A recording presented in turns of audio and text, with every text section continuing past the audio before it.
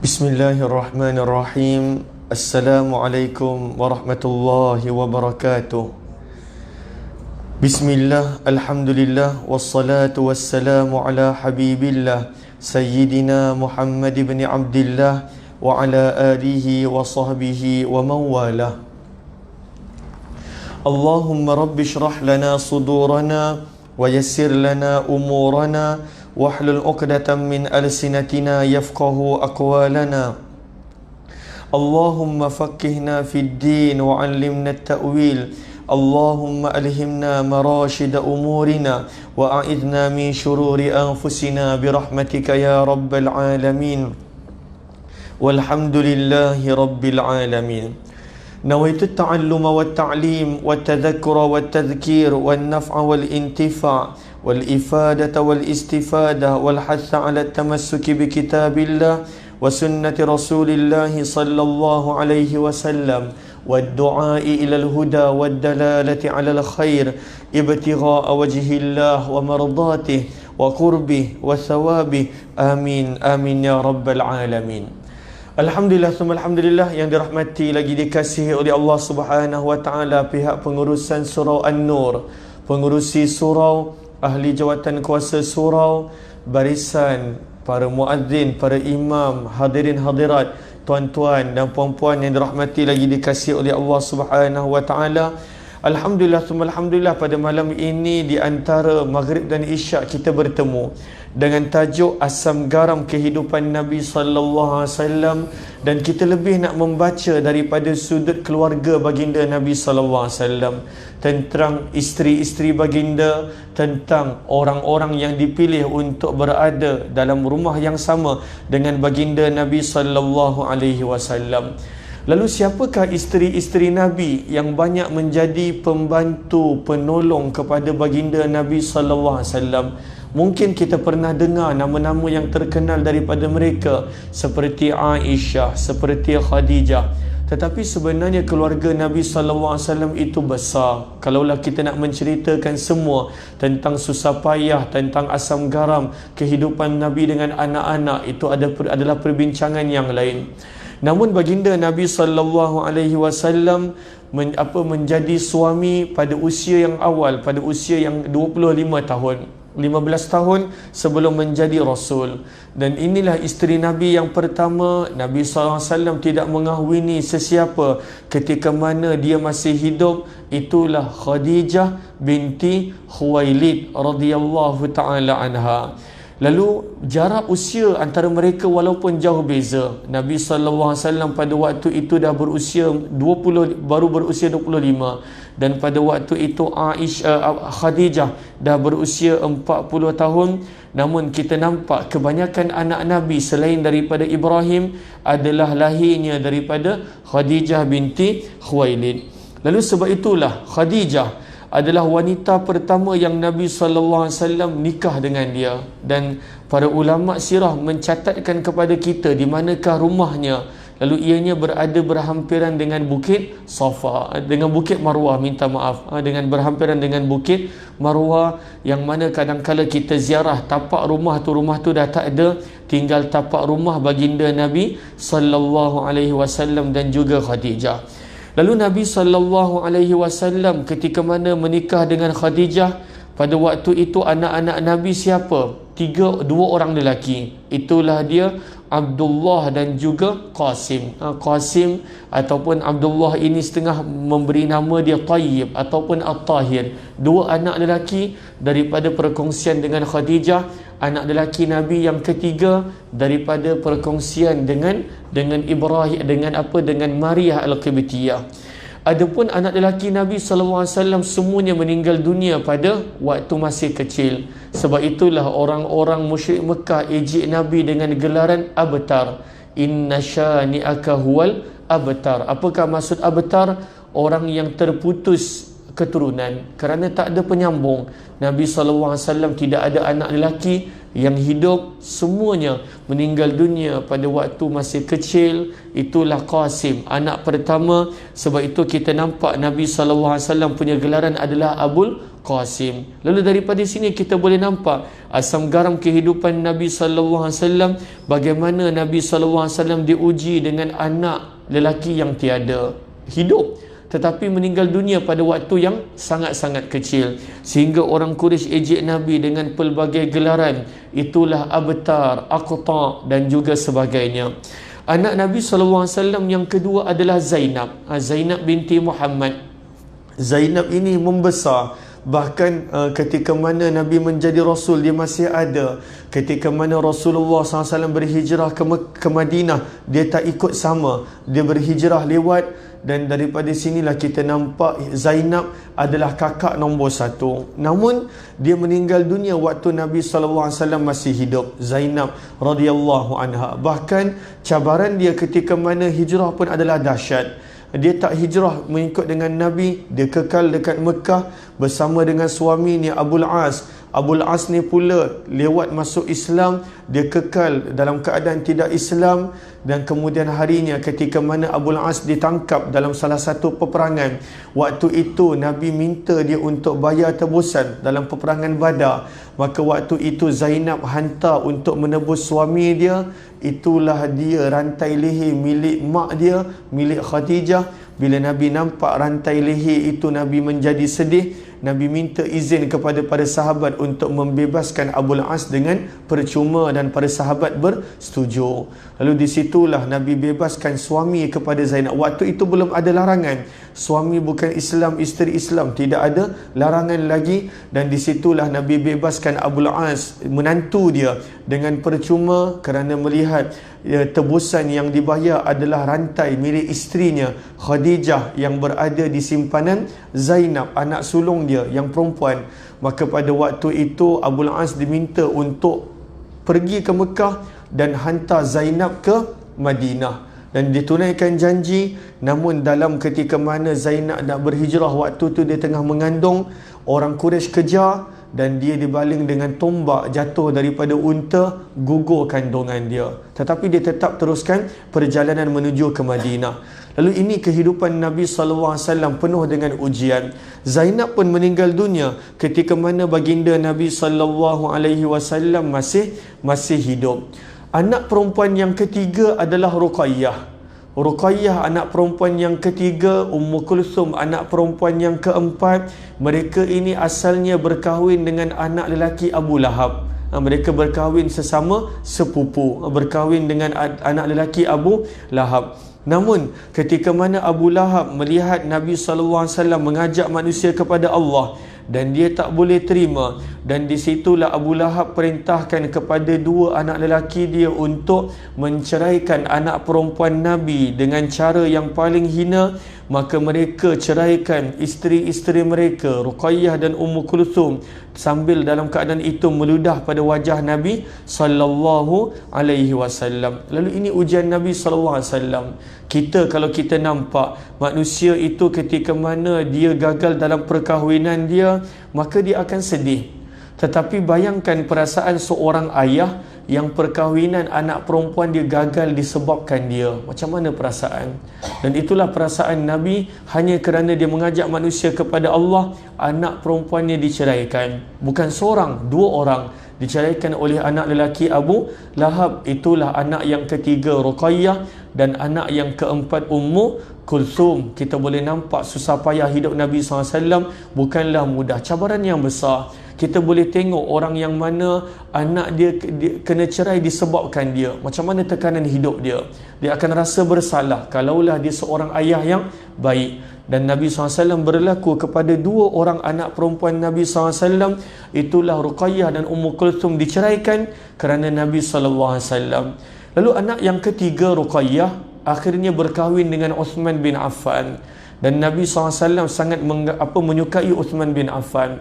Uthman bin Affan ketika mana berkahwin dengan Ruqayyah, dia bawa Ruqayyah untuk berhijrah ke Habsyah. Dia bawa Ruqayyah berhijrah ke Habsyah. Hijrah yang pertama. Bukan senang nak meninggalkan Mekah, tanah tumpah darah, menuju ke Habsyah. Dan pada waktu itu Nabi SAW bersabda, sesungguhnya ahli keluarga yang pertama selepas daripada Nabi Ibrahim punya keluarga dan selepas daripada Nabi Lut punya keluarga yang mana berhijrah adalah Uthman dan isterinya Ruqayyah.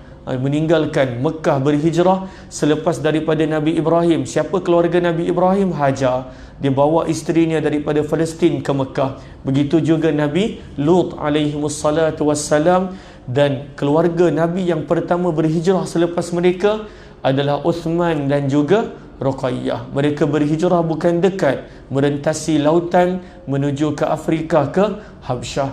Inilah kehidupan Nabi SAW yang penuh dengan ujian. Ruqayyah meninggal dunia waktu Nabi masih hidup. Waktu bila? Ketika mana Nabi balik daripada Badar. Sebab itu Badar dalam sirah disebut sebagai sedih campur gembira. Gembira kerana umat Islam menang, dan sedih kerana itulah Nabi kehilangan anak ketiganya, Ruqayyah, kerana sakit. Sebab itu kalau kita baca dalam sirah, Uthman bin Affan Nabi tak benar diikut dalam Badar. Namun namanya ada dalam orang Badar. Kerana dia nak ikut, Nabi tak benarkan. Nabi perintahkan dia untuk menjaga isteri. Sebab itu dalam sirah kita belajar ketika mana Nabi SAW sampai di Madinah daripada Badar. Waktu itu Uthman baru sahaja menyelesaikan pengkebumian isteri dia, anak Nabi yang ketiga, Ruqayyah. Lalu meninggal dunia selepas daripada Badar. Ketika mana Ruqayyah meninggal dunia, Uthman waktu itu bersendirian. Nabi SAW kahwinkan Uthman dengan anak baginda yang keempat. Itulah dia Ummu Kulthum. Ummu Kulthum, anak perempuan Nabi yang keempat, anak perempuan yang ketiga dan anak yang keempat. Dan disitulah kita nampak kelebihan Uthman. Uthman bin Affan dikahwinkan dengan dua orang anak Nabi. Dan tak ada manusia yang pernah hidup kat dunia ada pernah berkahwin dengan dua orang anak Nabi. Tak pernah. Uthman adalah yang pertama dan yang terakhir. Dia kelebihannya, dia adalah suami kepada Ruqayyah, anak Nabi yang ketiga, suami kepada Ummu Kulthum, anak Nabi yang keempat. Bahkan ketika mana Ummu Kulthum meninggal dunia waktu Nabi masih hidup, di situ Nabi SAW bersabda, kalaulah aku ada lagi anak perempuan, nescaya akan aku kahwinkan dengan Uthman bin Affan. Lalu kita boleh nampak ciri-ciri menantu yang baik adalah ada pada Uthman bin Affan. Sebab itu dia menjadi pilihan Nabi SAW. Lalu ini adalah anak Nabi yang keempat, Ruqayyah. Anak Nabi yang kelima adalah Fatimah. Dan beliau adalah isteri kepada Sayyidina Ali bin Abi Talib, satu-satunya anak Nabi yang masih hidup waktu Nabi wafat. Satu-satunya anak Nabi yang masih hidup waktu Nabi wafat. Dan selain daripada itu, baki lagi dua orang adalah lelaki, At-Tayyib ataupun At-Tahir, ataupun setengah meriwayat memanggilnya dengan nama yang lain. Dan yang ketujuh adalah Ibrahim, anak satu-satunya anak yang lahir selepas daripada Nabi berhijrah. Lalu apakah asam garam kehidupan Nabi di sini? Kata para ulama sirah, Nabi SAW melihat kematian anak dia semua waktu Nabi hidup. Lalu kita boleh bayangkan, ada tak manusia yang macam tu, yang mana semua anak dia meninggal waktu dia hidup kecuali hanya seorang. Lalu kita kalaulah melihat anak kita meninggal dunia waktu kita masih hidup, kita dah rasa berat ujian dugaan tersebut. Nabi SAW, semua anak Nabi meninggal waktu Nabi SAW masih hidup kecuali hanyalah Fatimah. Dan Fatimah pun menyusul tak lama, beberapa bulan. Ketika mana Rasulullah meninggal dunia pada Rabiul Awal, beliau meninggal dunia pada bulan Ramadan, beberapa bulan selepas daripada itu.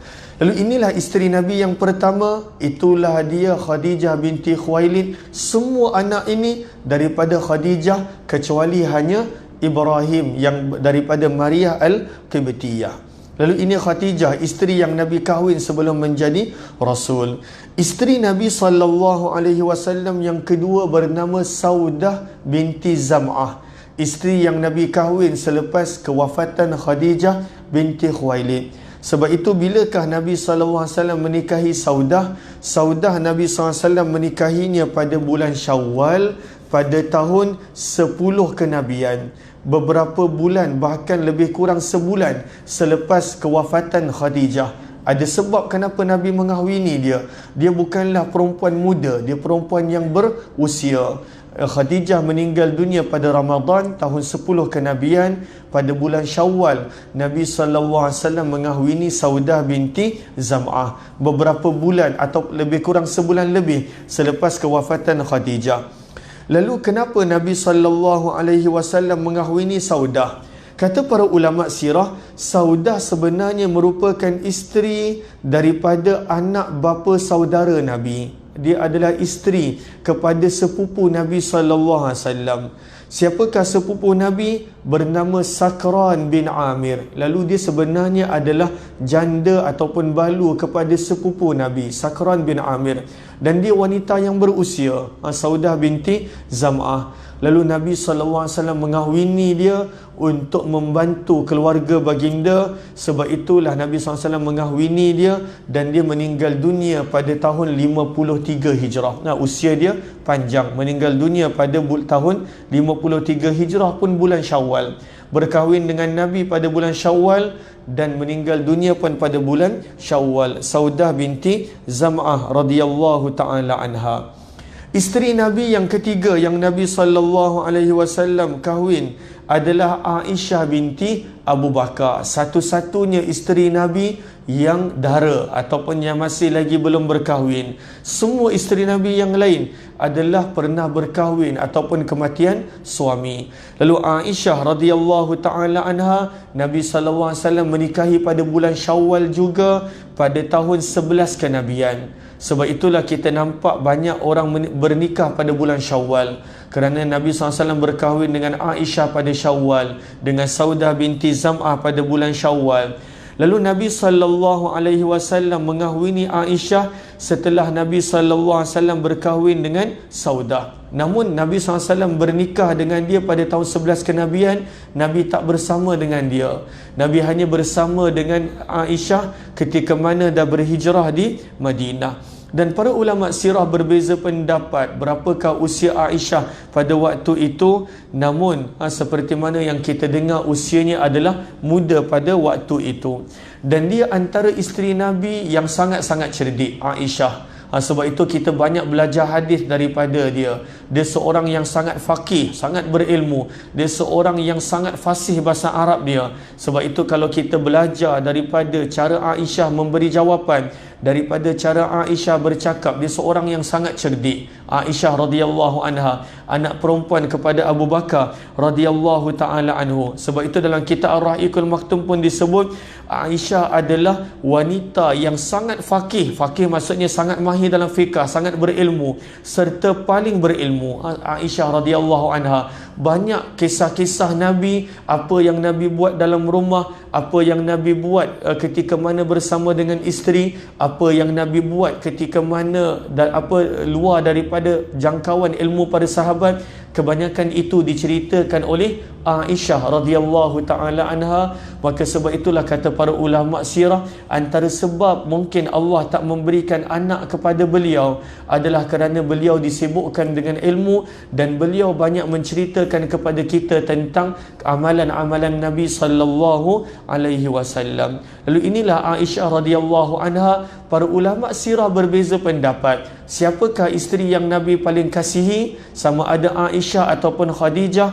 Ada kedua-dua pandangan. Ada kedua-dua pandangan. Ada yang mengatakan Khadijah, ada yang mengatakan Aisyah. Namun Aisyah sendiri pernah berkata, "Maghirtu ala ahad." Aku tidak pernah mencemburui mana-mana isteri Nabi kerana dia tahu dia paling disayangi oleh Nabi, kecuali hanya Khadijah. Nabi SAW waktu Khadijah pun dah tak ada, Nabi tetap akan berlaku baik kepada keluarga Khadijah, kepada teman-teman baik Khadijah binti Khuwailid radhiyallahu ta'ala anha.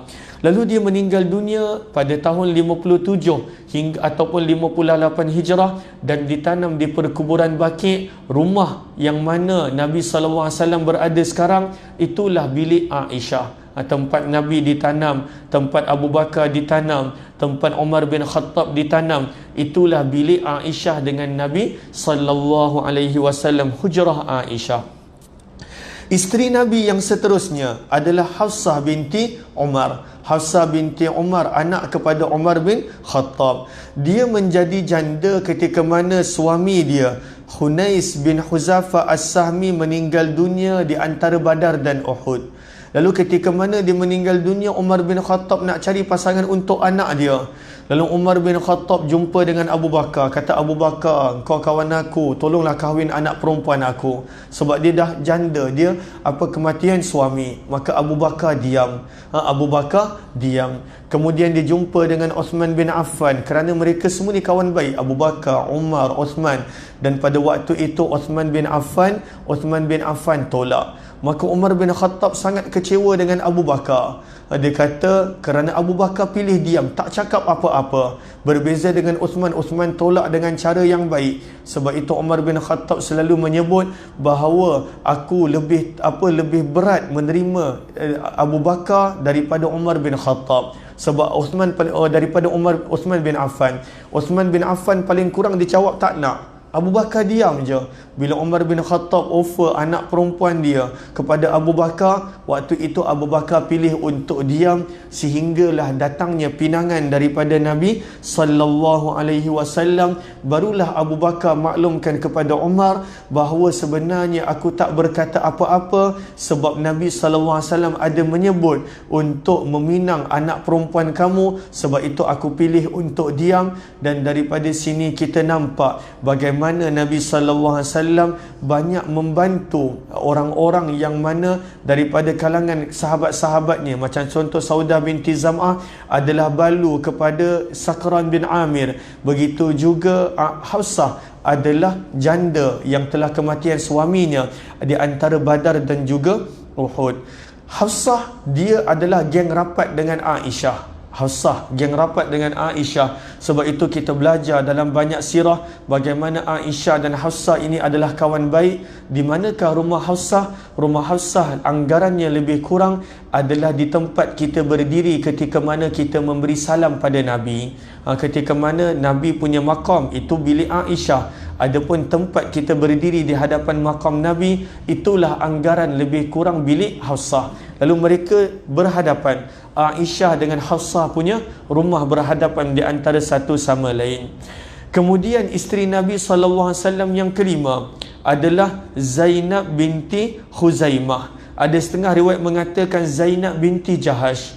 Lalu pada isteri yang kelima ini Zainab binti Jahash. Siapakah Zainab binti Jahash? Ada dua Zainab isteri Nabi. Zainab binti Khuzaimah kita akan baca kemudian, dan kemudian Zainab binti Jahash yang kita nak baca sekarang, nombor 5. Zainab binti Jahash adalah isteri Nabi SAW yang kelima, dan daripada waktu Nabi kahwin dengannya, Nabi kena fitnah teruk. Kenapa Nabi kena fitnah teruk? Sebab dia adalah isteri kepada anak angkat Nabi. Dan masyarakat Quraisy berpandangan anak angkat itu sama macam anak betul. Islam bukan tolak. Islam tidak mengiktiraf anak angkat. Islam hanya mengiktiraf anak susuan. Adapun anak angkat kekal ajnabi. Lalu sebab itu orang yang ada anak angkat dia kena susukan. Kalaulah tidak, ketika mana dah besar ianya kekal ajnabi. Kalaulah orang tu anak lelaki, maka dia tak boleh duduk bersama dengan isteri kepada ibu angkat dia kerana ajnabi. Kerana Islam bukan tidak mengiktiraf. Islam tidak mengatakan adanya hubungan anak angkat. Yang ada hanya anak susuan ataupun daripada perkahwinan menantu dan sebagainya. Lalu Zainab binti Jahash adalah isteri kepada anak angkat Nabi sebelum Nabi menjadi Rasul. Siapakah anak angkat Nabi? Zaid bin Harithah, anak angkat Nabi. Lalu masyarakat Arab punya kepercayaan anak angkat adalah umpama anak betul. Macam mana haram tak boleh berkahwin dengan anak betul punya isteri, macam tu juga tak boleh berkahwin dengan anak angkat punya bekas isteri. Itu pandangan masyarakat Arab. Maka sebab itu bila Nabi SAW berkahwin dengan Zainab, yang merupakan isteri kepada Zaid bin Harithah, yang mana Zaid bin Harithah ceraikan dia, maka di situ Nabi dikecam teruk. Nabi berbuat berbeza daripada adat, daripada kebiasaan bangsa Arab, sehingga orang-orang munafik fitnah Nabi, yang mana Nabi jatuh cinta dengan Zainab ketika mana Zainab masih lagi isteri kepada Zaid bin Harithah. Lalu ini kita nampak ujian Nabi, asam garam dalam kehidupan Nabi, bagaimana Nabi difitnah dengan Zainab binti Jahash radhiyallahu taala anha. Zainab binti Jahash adalah antara isteri Nabi yang mana cantik, cantik, dan dia adalah antara saing kepada Aisyah. Dia saing kepada Aisyah. Sebab itu Aisyah dia ada kumpulan dia, Zainab binti Jahash ada penyokong dia. Lalu mereka ni tidak ngam, bukan tak ngam, mereka ini tidak rapat kerana Aisyah dia ada isteri-isteri Nabi lain menjadi kumpulan dia. Zainab binti Jahash ada kumpulan dia yang lain. Namun walaupun Zainab binti Jahash bukan dia tak suka Aisyah, biasalah apabila ada isteri dan sebagainya, namun ketika mana Aisyah dituduh fitnah oleh Abdullah bin Ubay bin Salul yang Aisyah berzina, akan tetapi Zainab binti Jahash bila Nabi panggil dia, Zainab binti Jahash kata, aku jaga telinga aku wahai Rasulullah, aku jaga mata aku wahai Rasulullah daripada mendengar buruk orang lain. Dan daripada situ Aisyah kata, aku sangat menghargai kata-kata Zainab binti Jahash yang tak bercakap apa-apa buruk kepadaku ketika mana Nabi SAW bertanya kepada dia. Lalu ini adalah Zainab binti Jahash. Lalu ini adalah Allahumma salli ala Sayyidina Muhammad, Nabi SAW mengahwininya pada tahun 6 Hijrah. Siapakah lagi isteri Nabi SAW? Yang keenam adalah Zainab binti Khuzaimah. Lalu tadi Zainab binti Jahash, dia adalah daripada kalangan Quraisy, Yang lain adalah Zainab binti Khuzaimah. Dia digelar sebagai Ummul Masakin, isteri Nabi Ummul Masakin. Kenapa? Kerana dia terlalu baik kepada orang miskin. Zainab binti Khuzaimah, ketika mana Nabi SAW nak meninggal dunia, Nabi SAW pada waktu itu berkata, Allahumma salli Sayyidina Muhammad, di antara kamu orang yang paling awal meninggal dunia adalah orang yang mana panjang tangan dia, panjang tangan dia.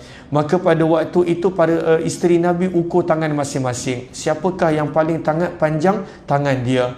Lalu mereka sangka tangan fizikal yang panjang, namun sebenarnya yang Nabi maksudkan adalah orang yang dermawan. Lalu dia adalah antara isteri Nabi yang dermawan.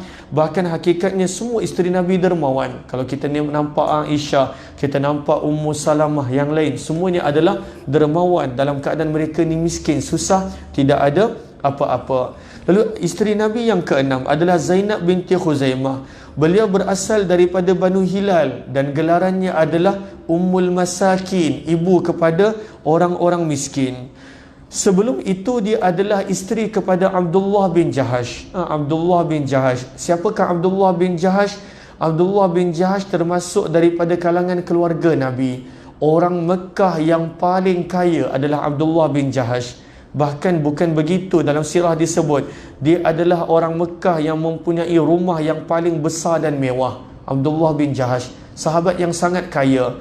Namun ketika mana dia berhijrah, Abu Jahal rampas semua harta dia, dan di situ dia datang mengadu pada Nabi. Nabi SAW menjanjikan untuk dia diberikan harta di dalam syurga sebagai ganti. Abdullah bin Jahash, ketika mana Abdullah bin Jahash syahid pada perang Uhud, yang mana kisahnya ada antara dia dengan Sa'ad bin Abi Waqqas. Lalu Abdullah bin Jahash ni dijumpa dengan kawan baik dia, Sa'ad bin Abi Waqqas. Lalu mereka berkata, jom kita berdoa, kita nak perang, mungkin Allah makbulkan doa kita. Maka waktu itu Sa'ad bin Abi Waqqas kata, bagus, engkau doa aku amin, aku doa engkau aminkan. Lalu Abdullah bin Jahash kata, betul, kita saling mengaminkan.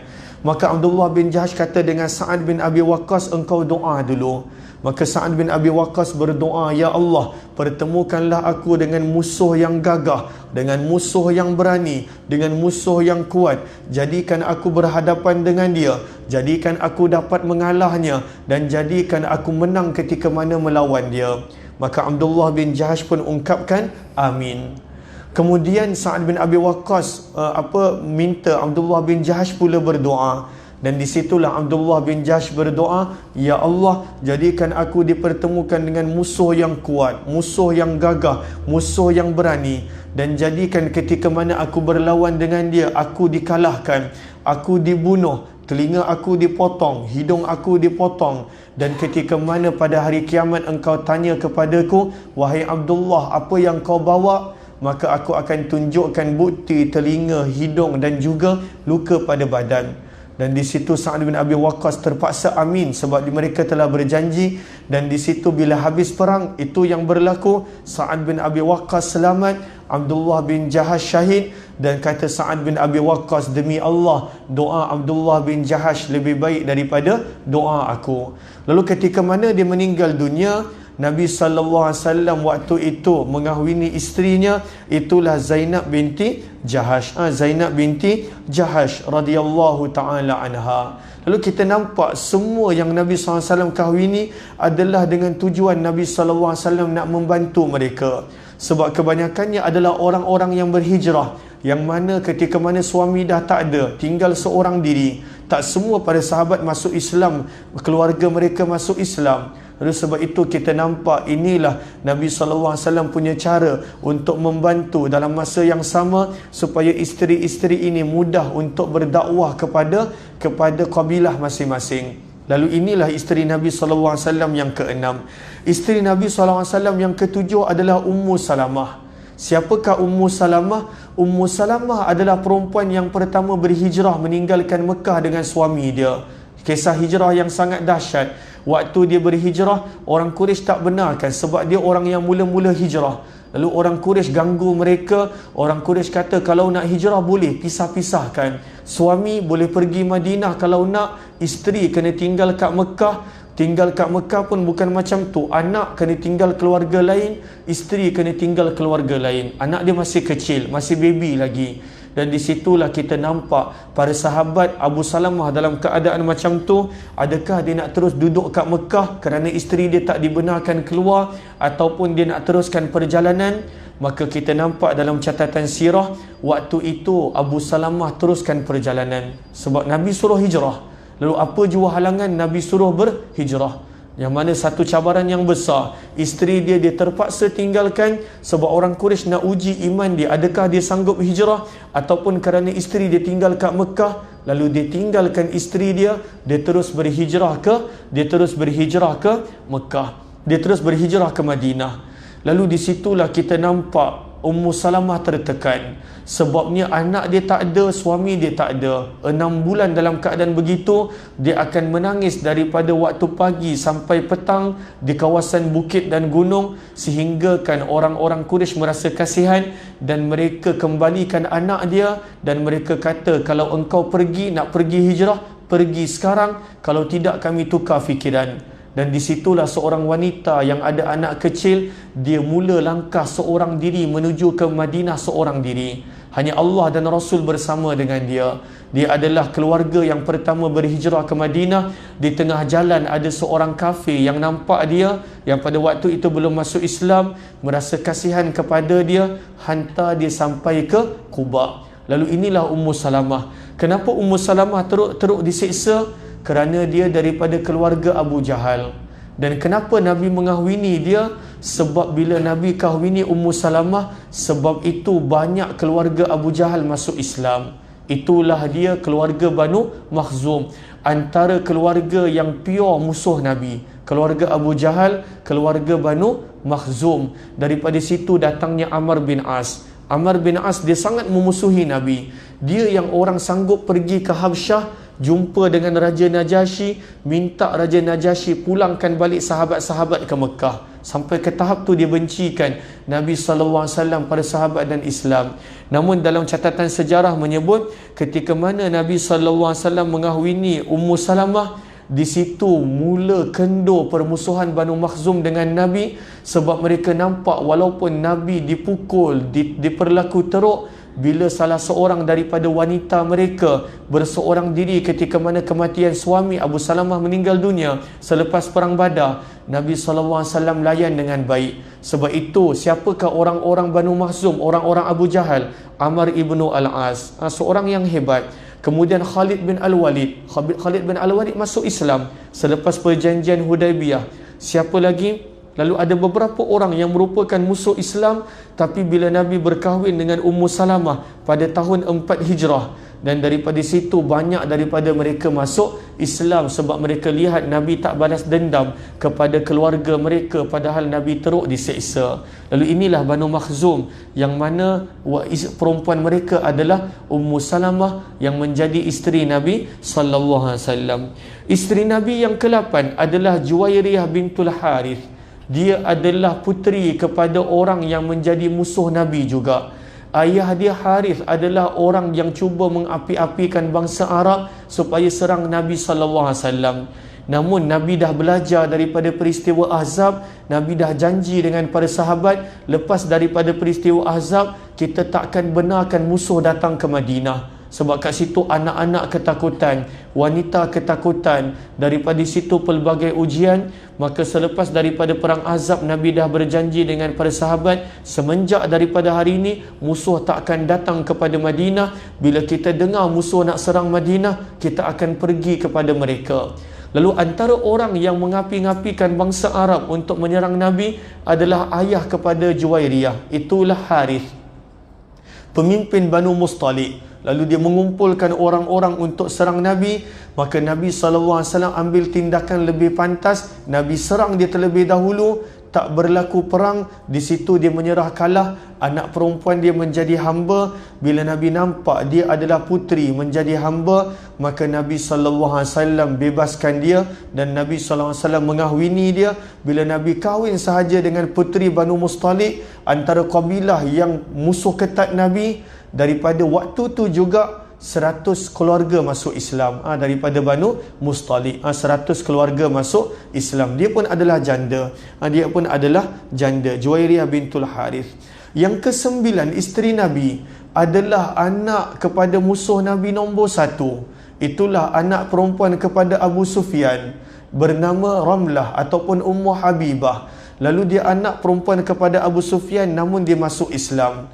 Ketika mana dia masuk Islam dengan suami dia, mereka berhijrah ke Habsyah. Ketika mana di Habsyah suami dia jatuh sakit dan suami dia meninggal dunia, dia keseorangan. Nabi dengar berita anak kepada musuh dia, Ummu Habibah, menjadi janda kematian suami. Nabi SAW hantar surat yang Nabi SAW nak mengahwini dia. Maka Raja Najasyi suka dengan akhlak Nabi. Walaupun ayah dia musuh nombor 1 Nabi, namun Nabi SAW tak tinggalkan apa-apa kesan pada hati. Dan daripada situlah Raja Najasyi sendiri keluarkan duit dia bagi mahar untuk Ummu Habibah. Sebab itu daripada banyak-banyak isteri Nabi, yang paling tinggi mas kahwin adalah Ummu Habibah. Bukan Nabi yang bagi, namun Raja Najasyi yang bagi. Lalu ini anak perempuan Abu Sufyan, antara musuh nombor 1 Nabi SAW. Yang ke-10 adalah satu-satunya isteri Nabi yang berbangsa Yahudi. Itulah Safiyah binti Huyai bin Akhtab. Ayah dia pun adalah musuh Nabi SAW. Yang utama, orang yang menjadi penyebab berlakunya perang Ahzab, itulah ketua Yahudi Banu Nadir, Huyai bin Akhtab. Huyai bin Akhtab, dia yang pergi jumpa dengan orang Quraisy, Banu Ghatfan, semua kabilah, kumpulkan mereka untuk peperangan Ahzab dan juga peperangan Khandaq. Lalu dia adalah isteri Nabi yang ke-10. Ketika mana ayahnya terbunuh, suaminya terbunuh dan dia menjadi tawanan, Nabi SAW menjadikan dia isteri. Yang ke-11 adalah isteri Nabi SAW yang bernama Maimunah bintul Harith.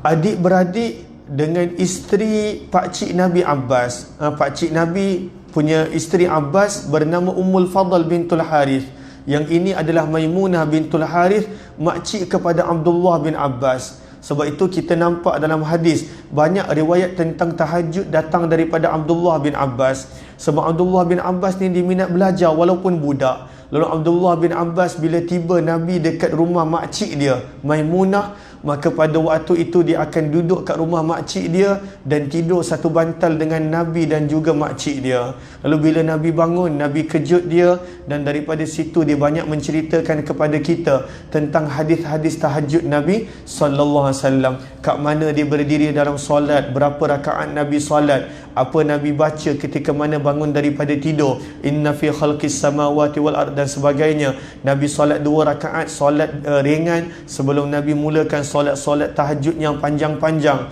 Lalu kebanyakannya datang daripada Abdullah bin Abbas, sebab setiap kali giliran makcik dia menjadi Nabi datang ke rumah makciknya, dia akan datang dan bermalam dengan Nabi sallallahu alaihi wasallam. Lalu ini isteri-isteri Nabi sallallahu alaihi wasallam. Para ulama sirah berbeza pendapat. 11 orang ini yang ittifaq, 11 orang. Namun waktu Nabi meninggal dunia hanya tinggal 9 orang.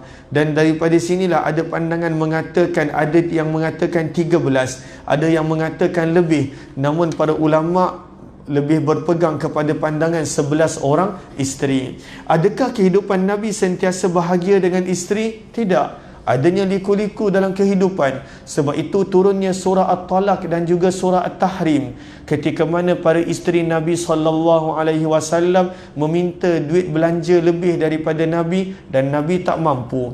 Maka pada waktu itu turunnya ayat Al-Quran dalam surah Al-Ahzab, memberi pilihan kepada isteri Nabi, sama ada Allah akan kayakan mereka dengan syarat tinggalkan Nabi, Nabi akan ceraikan mereka, ataupun kekal menjadi isteri Nabi dan pada waktu itu kena redha dengan apa yang ada. Sangat miskin. Kalau kita belajar dalam sebahagian riwayat, kadang-kala 2 bulan tak masak. Kita 2 bulan tak masak biasa, sebab kita order Grab Food ataupun Food Panda. 2 bulan pun tak apa, 2 tahun tak masak pun tak apa.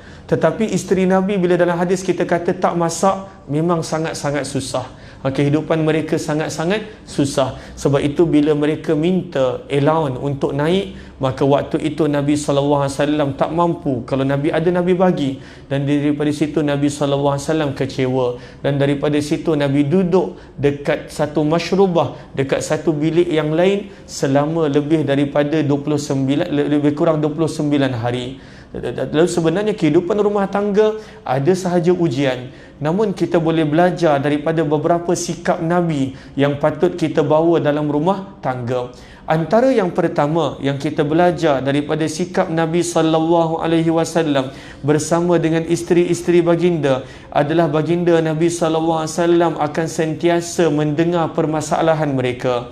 Nabi sallallahu alaihi wasallam sentiasa mendengar permasalahan mereka. Antara waktu dan ketika Nabi akan mendengar permasalahan mereka daripada 3 riwayat yang berbeza adalah lebih kurang sebanyak 3 kali sehari. Yang pertama selepas subuh, lalu Nabi SAW akan pergi kepada setiap bilik-bilik, bukan rumah pun, sebab itu dalam sirah disebut hujrah. Isteri Nabi mereka tak ada rumah, mereka hanya ada bilik, bilik-bilik yang kecil. Bilik-bilik yang kecil, mungkin master bedroom rumah kita lebih besar daripada bilik-bilik isteri Nabi. Bayangkan bilik Aisyah tu boleh muat hanya 3 sahaja kubur, hanya 3 orang sahaja. Bilik kita kalaulah berbaring 100 orang pun mungkin boleh muat, 10 orang, 20 orang. Kecilnya rumah keluarga Nabi sallallahu alaihi wasallam, 3 orang sahaja. Aisyah dia dah simpankan tempat terakhir untuk dia, namun Khalifah Umar bin Khattab minta, lalu dia serahkan. Kat situ dia tak ada ruang dah untuk dia ditanam dalam bilik dengan Nabi sallallahu alaihi wasallam. Walaupun ada riwayat mengatakan ada lagi satu ruang yang disimpankan untuk Imam Mahdi, wallahu a'lam, namun ada 3 sahaja kubur di dalam hujrah Aisyah. Lalu yang pertama Nabi akan selalu bertanya masalah mereka. Bilakah waktunya? Yang pertama selepas subuh, Nabi akan pergi kepada setiap bilik-bilik isteri dia, satu persatu. Yang kedua adalah selepas waktu asar, Nabi akan round lagi sekali selepas asar. Dan Nabi SAW bukan round makan, tak sekadar masuk tanya apa-apa dan sebagainya, pergi rumah isteri lain, pergi rumah isteri lain selepas asar, sebab mereka dekat-dekat. Cuma ada seorang sahaja isteri yang rumahnya jauh, saya lupa nama dia siapa, wallahu alam, Safiyah ataupun Maimunah. Dia punya rumah adalah arah bertentangan. Sebab itu ulama berbeza pendapat bersamanakah raudah. Sebab Nabi SAW sebut Raudhah adalah ma baina mimbari wa baiti, kawasan yang berada di antara rumahku dan juga dengan mimbarku.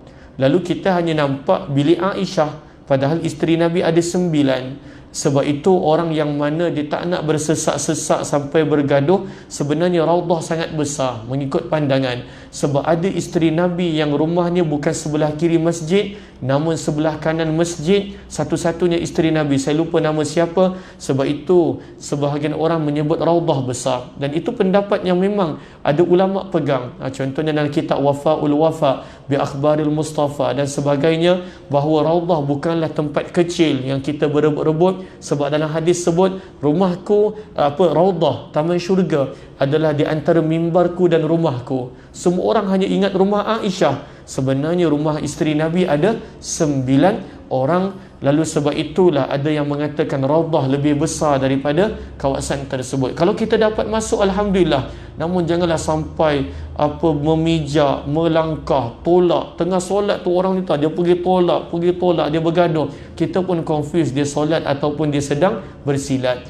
Lalu kerana nak berebut Raudhah, hakikatnya Raudhah itu ada pandangan ulama yang mengatakan lebih besar daripada itu, sebab ada rumah isteri Nabi yang bukan sedirik dengan rumah Aisyah radhiyallahu taala anha. Cumanya kalaulah orang itu berpegang rumah yang Nabi maksudkan rumah Aisyah, itu jelah Raudhah yang dia nampak. Namun sebenarnya ada juga yang berpandangan berbeza. Lalu itu yang pertama, Nabi akan bertanya khabar kepada isteri dia selepas subuh, selepas asar, dan waktu yang ketiga adalah selepas isyak. Namun selepas isyak Nabi tak akan pergi ke setiap rumah. Nabi akan duduk di rumah yang menjadi giliran isteri tersebut. Isteri-isteri lain akan datang berkumpul di situ, dan Nabi SAW akan bertanya khabar, berjumpa dengan mereka. Antara sikap Nabi SAW dalam menjalani kehidupan rumah tangga yang kedua adalah bagaimana baginda Nabi SAW sangat berlemah lembut dengan mereka. Bagaimana Nabi SAW berlemah lembut? Antaranya kita boleh belajar daripada Aisyah, Nabi SAW akan makan dan minum dengan isteri daripada bekas yang sama. Bahkan bukan sekadar daripada bekas yang sama, daripada tempat gigitan yang sama. Kita kalau boleh tak nak macam tu, cawan yang isteri kita dah pakai kita basuh, Clorox, Dettol semua, baru kita pakai. Tidak. Lalu Nabi SAW kalau kita baca, kata Aisyah, Nabi akan minum dekat tempat aku letakkan mulut aku. Dekat mana dia gigit kambing, ataupun kerana orang Arab dia akan makan kaki kambing bukan dengan pisau. Walaupun Nabi pernah menggunakan pisau, dia lebih suka ambil kaki kambing dan dia gigit. Antara bahagian yang Nabi suka makan adalah dhirak, kaki kambing. Lalu Nabi akan makan begitu dengan nahas, maksudnya dengan gigit. Lalu kadang-kala bila adanya kaki kambing, bukan selalu, jangan kita ingat Rasulullah sentiasa makan kambing. Kita setiap bulan mungkin, Nabi hanya berkala. Lalu Nabi SAW bila ada makan kambing, kat mana Aisyah gigit, Nabi akan gigit dekat tempat yang sama. Itu antara Nabi SAW buat. Antara perkara lain yang Nabi SAW buat dengan isteri baginda, Nabi SAW akan mandi daripada bekas yang sama. Mandi sekali, makan sekali, mandi sekali, bermusafir sekali. Sebab itu para ulama kata benda-benda yang buat sekali ini perlu diserasikan supaya daripada situ datangnya kasih sayang. Daripada manakah riwayat mengatakan Nabi mandi sekali? Banyak. Riwayat Aisyah, riwayat Maimunah bintul Harith, dan juga beberapa isteri Nabi yang lain, Nabi SAW akan mandi sekali dengan isteri baginda. Padahal waktu ni Nabi bukan muda. Nabi SAW dah mencecah usia 60-an. 60-an, kerana ini semua peristiwa Nabi berada di Madinah. Yang keempat, apakah lagi sikap Nabi SAW? Baginda Nabi SAW akan menjaga isteri baginda dengan luar biasa ketika mana mereka sakit. Ketika mana sakit, hadis riwayat Aisyah yang ada dalam riwayat Imam Muslim, Nabi SAW akan menjaga lebih baik isterinya ketika mana isterinya sakit. Ketika mana isterinya sakit, Nabi akan menunjukkan lebih banyak syafqah dan juga lebih banyak kasih sayang. Apakah lagi antara sifat-sifat Nabi SAW? Yang kelima, Nabi SAW takkan memburukkan masakan yang isterinya masak. Takkan. Lalu sebab itu dalam hadis kita nampak kata daripada sahabat Nabi SAW Anas bin Malik, ma'aba Rasulullah sallallahu alaihi wasallam ta'aman qattu. Nabi tak pernah mengata apa-apa tentang makanan. Kalaulah Nabi suka, Nabi makan dan bersyukur. Inishtahahu akalah. Kalaulah Nabi tak suka, Nabi berdiam diri. Nabi tak popet-popet. Contohnya kenapa garam kurang, kenapa lori garam tumpah jatuh, lebih garam kurang garam, lebih madu kurang madu, lebih kuah kurang kurang kuah, macam-macam. Nabi punya sikap dalam rumah tangga adalah Nabi SAW akan makan ketika mana Nabi suka. Kalau Nabi tak suka, Nabi akan diam dan Nabi akan tinggalkan. Lalu itu antara sifat Nabi SAW yang kelima. Sifat Nabi SAW yang keenam, Nabi sentiasa nakkan diri baginda nampak bersih bersama dengan keluarga baginda. Daripada situlah para ulama sirah menyebut apakah setiap kali Nabi masuk rumah Nabi sugi. Kan kalau kita baca antara tempat-tempat yang Nabi bersugi antaranya bila masuk rumah. Kerana kata para ulama hadis, Nabi nakkan Nabi berbau wangi, berbau elok, nampak handsome ketika mana bersama dengan keluarga baginda Nabi sallallahu alaihi wasallam. Dan daripada situlah juga daripada riwayat Abdullah bin Abbas, kata Abdullah bin Abbas, aku memperhiaskan diri aku untuk isteriku seperti mana isteriku aku suka dia memperhiaskan diri untukku. Dan juga banyak lagi riwayat-riwayat yang lain, namun saya baru sedar dah 8.40 dah. Kalau kita berhenti kat sini kot, sebab saya pun ada tetamu kat rumah, nak sampai rumah pun sejam, kecuali lah kalau ada borak mungkin sekejap, ambil masa nak sampai rumah. Saya ada tetamu, saya cadang tadi nak berhenti waktu isyak, tapi sebab dia tak berbunyi, lalu terus sedar-sedar dah habis waktu. Lalu inilah beberapa tentang, sebenarnya banyak lagi tentang kekeluargaan Nabi SAW. Sengaja saya cerita dahulu tentang isteri-isteri Nabi. Sebenarnya banyak. Kalau kita baca dalam Ar-Rahiqul Maktum, lebih kurang beberapa muka surat, 4 muka surat, diterangkan satu persatu kenapa Nabi kahwin dengan Safiyah binti Huyai. Kenapa Nabi kahwin dengan Ummu Salamah? Kenapa Nabi kahwin? Sebenarnya ianya bukan berkaitan dengan nafsu. Ada sebab-sebab yang Nabi SAW berkahwin. Kenapa Nabi berkahwin dengan Hafsah? Kenapa Nabi berkahwin dengan Aisyah? Antara sebab kita nampak kenapa hikmah Nabi berkahwin dengan Aisyah, dengan sebab itu ilmu sampai pada kita. Isteri Nabi yang lain kebanyakan mereka berusia, kebanyakan mereka ada anak daripada perkahwinan yang terdahulu. Aisyah dia tak ada anak. Lalu sebab itu bila kita belajar waktu Nabi wafat, dia mengajar siang malam. Sebab itu ilmu sampai pada kita. Kalaulah tak ada Aisyah, bayangkan berapa ribu hadis yang hilang daripada kita. Aisyah antara wanita yang banyak meriwayatkan hadis, banyak sampai kepada kita riwayat-riwayat. Lalu sebab itulah Aisyah ada hikmahnya. Kenapa? Dalam keadaan muda, sebab usianya lanjut selepas itu, dan kemudian dia pun kuat, dia mengajar siang malam dan sebagainya. Dan daripada sinilah kita nampak ada hikmah pada setiap isteri yang Allah pilihkan untuk baginda Nabi sallallahu alaihi wasallam. Ianya bukan sekadar nafsu semata, namun lebih kepada tujuan dakwah dan hikmah yang mana Nabi sallallahu alaihi wasallam. Tapi para suami janganlah bagi alasan macam tu, marah para ibu. Tujuan dakwah ni, jangan. Kalau kita nak ikut sunnah sangat, tunggu macam Nabi buat. Khadijah meninggal dulu baru Nabi SAW. Betul tak? Kan Khadijah meninggal dunia. Sebab itu dalam sirah pun menyebut walam yuzawwij, Nabi SAW tak berkahwin selagi mana Khadijah masih hidup. Nabi SAW tak berkahwin selagi mana isteri pertama masih hidup. Lalu jangan pula nanti bila saya sebut dakwah dia ada tu, dakwah, okey, lalu dijadikan itu sebagai alasan. Tidak. Lalu Allahumma salli ala sayyidina Muhammad, kena tengok jangan menjadi sampaikan Allahumma salli ala sayyidina Muhammad, rumah tangga itu porak-peranda dan sebagainya. Kena ingat akan keluarga, kena utamakan keluarga dan lain-lain. Nabi SAW sendiri tak suka apabila Sayyidina Ali minta kahwin isteri yang kedua. Nabi SAW sebut Fatimah bid'atum minni, Fatimah sebahagian daripadaku. Bila Fatimah tak suka, aku tak suka. Sebab itu selagi mana Fatimah hidup, Sayyidina Ali tak kahwin.